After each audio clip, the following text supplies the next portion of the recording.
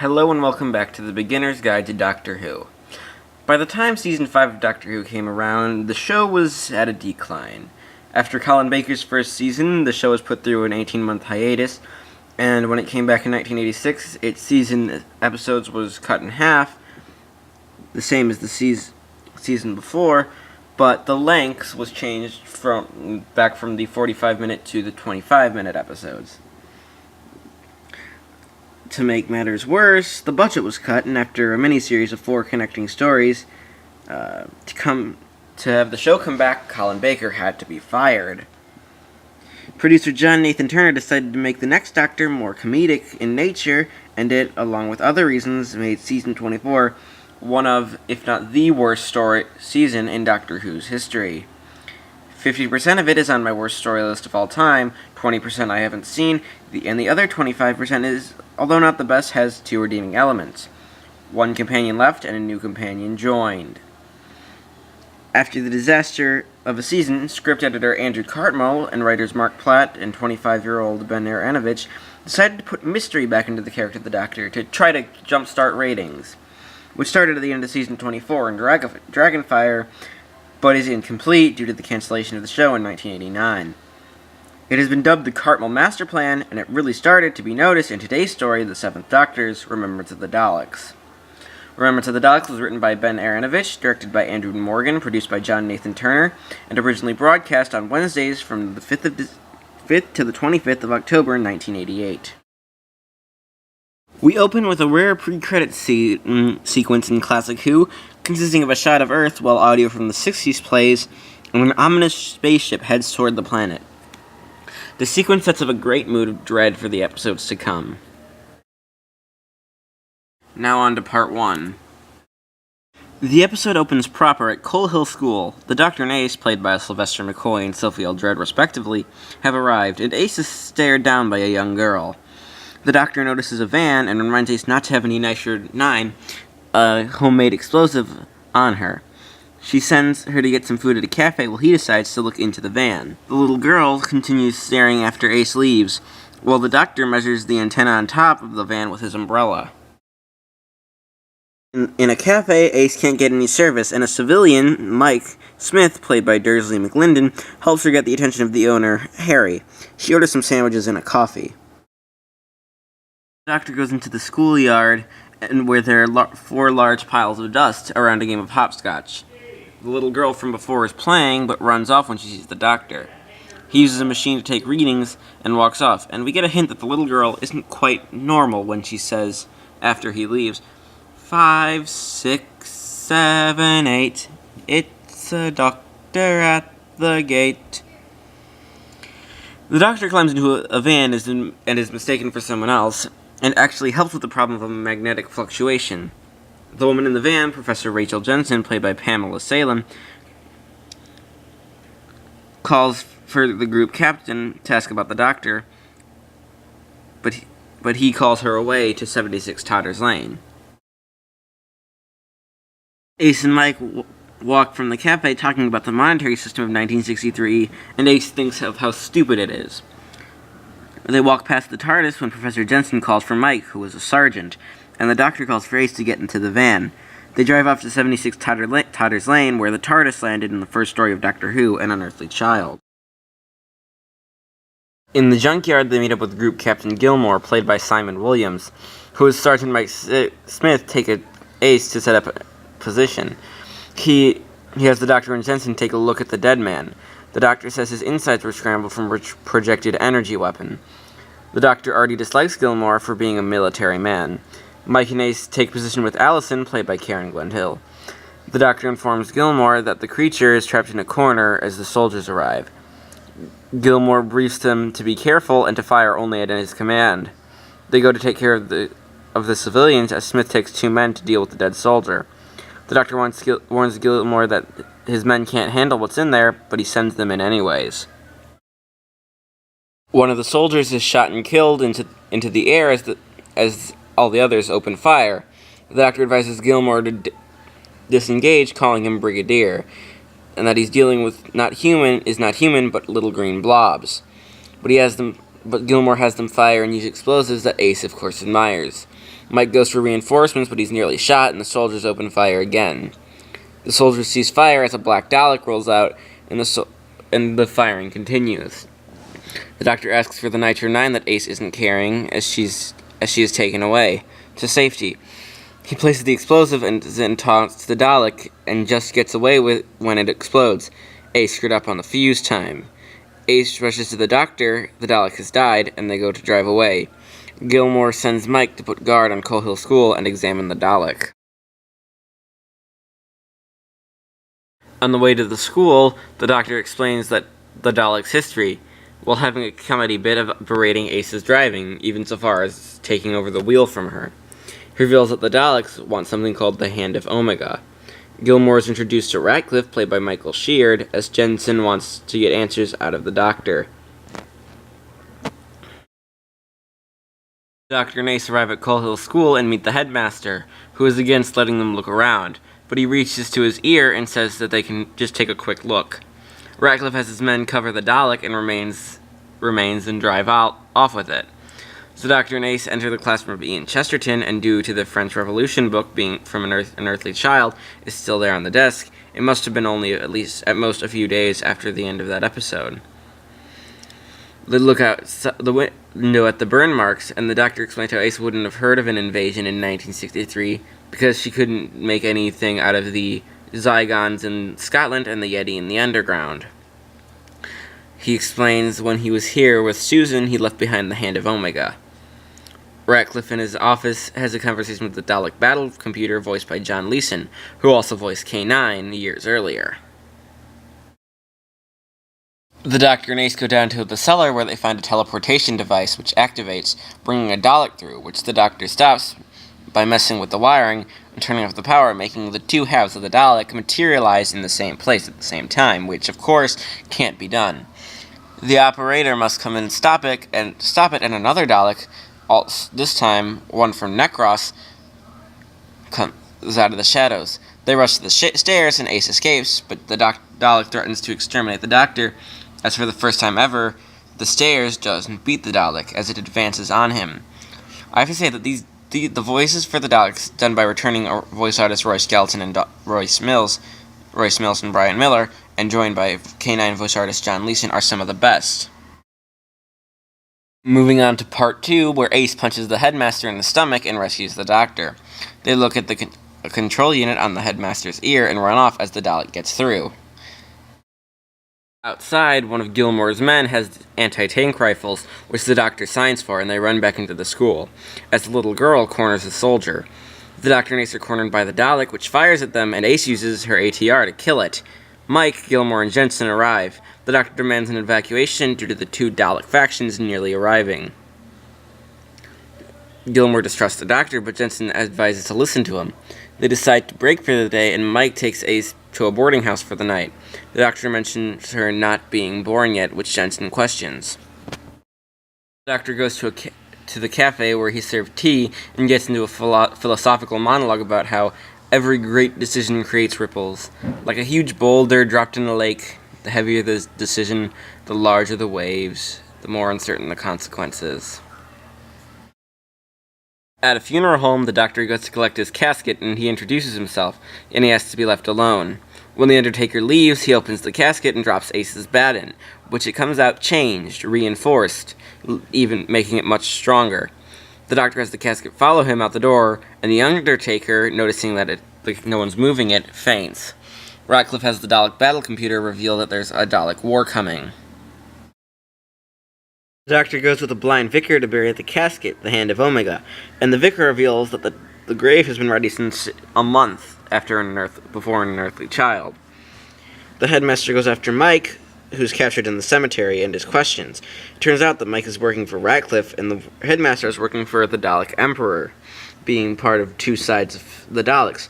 The Renegades, for being the original Daleks that were created, and the Imperials, created on Necros in Revelation of the Daleks. Ace, Allison, and Jensen are eating breakfast when Mike and the Doctor enter with orders that Ace is to stay, but everyone else is to go to Gilmore for the briefing. But to make up for it, the Doctor gives her the bat, now very strong. They all go, and the Doctor asks Ace to trust him. The Dalek battle computer speaks more on the upcoming war against the Imperial Daleks. Gilmore briefs everyone, and the Doctor demands a direct line to know of any signs or high signals. He shows where to cover and that they must act with extreme caution. Ace decides to watch TV, but she decides to go out when she finds a sign for no colors, being against racism. Signals come into where the Dalek ships are coming, and the Doctor reveals that there must be two Dalek factions, one in a spaceship and one somewhere else. Ace gets to Coal Hill School as the Imperial Daleks bring through the four of their group. Ace takes out her bat after hearing a radio signal of the Dalek Emperor. The signal goes through on more Daleks coming, and the Doctor has Mike send someone to get Ace, but he's informed of her leaving the boarding house, so they rush to go find her. Ace nearly destroys the Dalek with her bat, destroying Ian Chesterton's room in the process, and runs away, but trips and is cornered by three Daleks, making a very effective cliffhanger, not knowing Ace's fate. Now on to part 3. The Doctor arrives and uses the signal he built to stun the Daleks, and Mike destroys them. Gilmore and Mike go further in as Jensen finds one of the Daleks is still active. It attacks the Doctor, but Allison kills it, doing the first useful thing in this story. They notice how different the creature looked to the renegade in the junkyard. The Doctor finds nothing wrong with Ace and explains that the Daleks are trying to change history. On the Imperial Dalek ship, the Daleks prepare to fix the transmat. Olsen and Jensen study the transmat, which the Doctor destroys using Ace's bat in a fit of anger. He quips on how useless weapons are in the end, and they go to lunch. Ratcliffe goes to the cemetery and finds where the Hand of Omega was buried. He tries to get it on Earth with a rod, but the rod he uses alerts the Imperial Daleks of the Hand's presence. Jensen advises Gilmore to be cautious on proceeding, which he is mad at because it doesn't count as advice, apparently, due to her position being scientific advisor. She expresses her frustrations on how all of her life's research has seemingly been for nothing, and how the Doctor is their only hope. The little girl watches Ratcliffe and his men go to dig up the Hand of Omega. The Dalek Emperor, played by Terry Malloy, demands a report, which is just a recap of the situation for the Daleks. Ratcliffe asks if the little girl could leave, and she just disappears. The Doctor sends everyone to the school, and Ace questions what's so important about the school, to which he replies nothing. He just wants them out of the crossfire. Ratcliffe reports to the Dalek battle computer of where the Hand is. He calls his man, and what a twist, it's Sergeant Mike Smith. The Doctor and Ace arrive at the school, where the military is setting up a control center. The Doctor explains that on Gallifrey, Omega left behind the basis for a time travel and a stellar manipulator. That the Doctor remarks, "We had the trouble with the prototype," letting the Cartmel Master plan begin. The Doctor is using this as a deception to give the Hand over to the Daleks, but he wants only a certain group of them to get it. The Dalek Supreme is let out at Ratcliffe's yard with a squad that advances. Ratcliffe says how he can relax now and how great of a leader he is, as, of course, all his men are being killed. The Dalek battle computer turns around and its head comes off to reveal the little girl, who, in an extremely creepy voice, calls him a slave born to serve the Daleks. The Dalek Supreme has the girl activate the time controller, a little plasma ball, and they take Ratcliffe away. The renegades roll out as the Doctor hides in an alley. He and Ace decide to get into the warehouse as Gilmore notices the Doctor missing. The Doctor looks over the bloodshed and they find the Hand of Omega. Ace questions letting the Daleks have it as the Doctor goes over its program with it.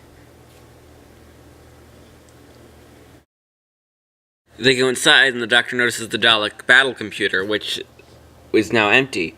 He explains that a human would have to sit in it and would become a slave to the Daleks. The Doctor turns off the time controller to slow the Daleks down.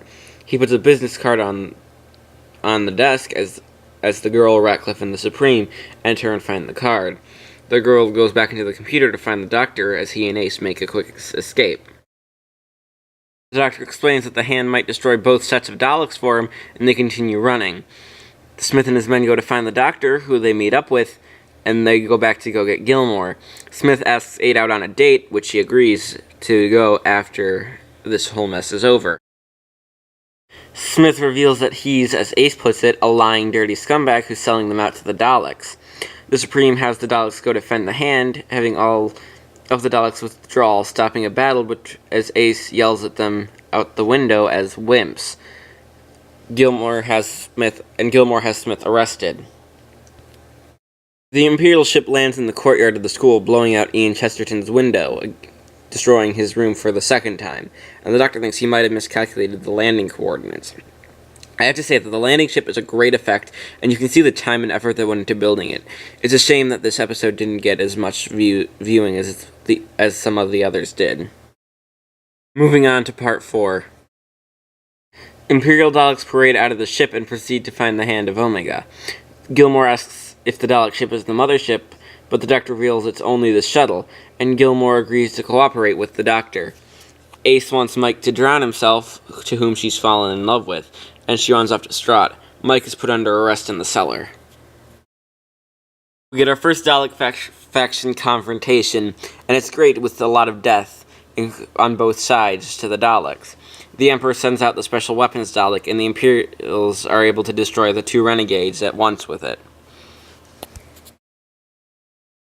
The Doctor ziplines over to the shuttle, where he destroys a Dalek, and he has Ace, Gilmore, Jensen, and Allison zipline in afterwards. Mike overpowers his guard and steals his gun. The Doctor opens the star chart showing Skaro, and they all decide to leave, jumping out through the bottom. Mike goes back to Ratcliffe's yard, where he is cornered by the renegades and is taken prisoner. The Doctor has everyone go to the cellar where the transmit is, while Ratcliffe and Mike are prisoners, and Ratcliffe suggests trying to steal the time controller, being their best bet to survive.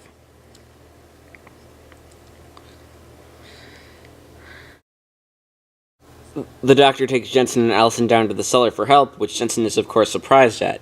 The Imperials get to Ratcliffe's yard, and another battle ensues with the Supreme Dalek escaping. Ratcliffe is actually killed.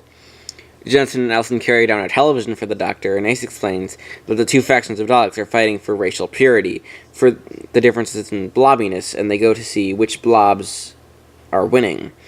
The Imperials have won the battle and take the Hand of Omega with them. Mike sneaks away with the time controller, to which the Doctor sends Ace after to see what he's up to. The Hand of Omega is placed into the Imperial controls, and the shuttle takes off as the Doctor arrives back at Coal Hill. The girl has also escaped the crossfire. The Doctor is ready to execute his master plan, which will be a surprise to the Daleks. He sends an audio-visual transmission to the Imperials and introduces himself in a great monologue to the Emperor. The Emperor says he's been confounded for the last time, and opens up the lid in his capsule, revealing himself to be Davros, played once again by Terry Malloy. I have to say that the makeup for Davros looks great, probably my favorite design. He looks so much less like a organic being and more like a machine now that everything below his head has been integrated into a Dalek system. Davros and the Doctor go through great monologues revealing Davros' plan to change Skaro's son into power to use to destroy Gallifrey and to become all-powerful, leading to the Doctor's line about unlimited rice pudding, and he goes into a great monologue including on how he's far more than just another Time Lord and shouldn't be underestimated. Davros activates the Hand of Omega, which instead of creating power for the Dalek, it does a very weird side effect of vaporizing Skaro. It's turned the sun supernova. It returns to the ship to blow up again, and Davros begs for pity, but he abandons the ship with an escape pod as the Dalek ship explodes, and the Hand returns to Gallifrey. Someone rings Mike's doorbell, and it's the little girl who kills Mike. She goes into where Ace is, and she tries to attack Ace. On the way to find Ace, the Doctor runs into the Dalek Supreme, to which the Doctor explains the situation, and how little hope there is, and how alone in the universe it is, being the last Dalek alive. In an amazing scene, the Supreme goes insane and destroys itself, which also destroys the control over the girl, who starts crying and freaking out, but Ace comforts her. The Doctor goes over to the Dalek's remains, saying, "Ashes to ashes, dust to dust." The entire cast gets together, even the Doctor and Ace for Mike's funeral. The Doctor and Ace then leave silently, reflecting on the situation. Final thoughts? This story truly began the Seventh Doctor's era, a story celebrating the show's past and looking forward to its albeit brief future. All the cast does a great job, especially the one-off characters, so much so that Big Finish was used the trio of Gilmore, Jensen, and Allison in a spin-off called Countermeasures. The Daleks are on the top 4 in this episode, as any loose ends from previous stories are wrapped up nicely for their last appearance in the classic series. Ace is my favorite companion for a reason, and this story showcases all of her strengths and weaknesses beautifully, especially her love of explosives. There's a reason the story is my favorite Doctor Who story, and that is how flawed it is after the dreadful Season 24. All in all, I give Doctor Who, Remembrance of the Daleks, a 100% for its perfect story. I can't recommend the story enough to anyone who wants to get into Doctor Who, so pick up the special edition released in all regions in 2009. Thanks for watching, and I'll see you next time with the 8th Doctor and Minuet in Hell.